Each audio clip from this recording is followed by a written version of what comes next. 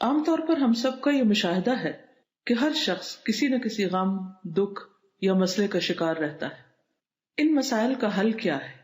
اگر قرآن و سنت کا مطالعہ کیا جائے تو ہمیں ان مسائل کے بہت سے حل بھی ملتے ہیں۔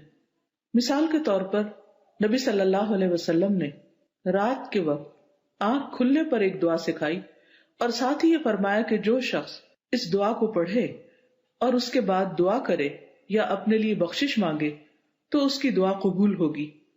رات کے وقت ہم کیوں اٹھتے ہیں؟ کسی نہ کسی فکر یا پریشانی کی وجہ سے۔ رات کو انسان جب سائڈ بدلتا ہے تو بعض اوقات آنکھ کھل جاتی ہے، یا کبھی برا خواب دیکھنے پر آنکھ کھل جاتی ہے۔ اس وقت اگر یہ دعا پڑھ لیں تو انشاءاللہ غموں اور دکھوں کا مداوع ہو سکتا ہے، کیونکہ وہ قبولیت کا وقت ہوتا ہے۔ یہ دعا آپ میں سے بہت سے لوگوں کو آتی بھی ہوگی، صرف ضرورت اس بات کی ہے کہ اس کو پڑھنے کی عادت ڈال لی جائے۔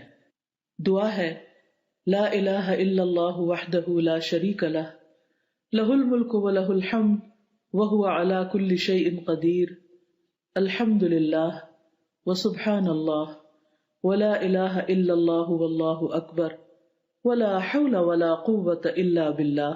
بخاری کی روایت میں آتا ہے کہ جو شخص رات کو آنکھ کھلنے پر اس دعا کو پڑھے اور پھر کہے اللہم اغفر لی، اے اللہ مجھے بخش دے، یا کوئی دعا کرے تو اس کی دعا قبول ہو جاتی ہے۔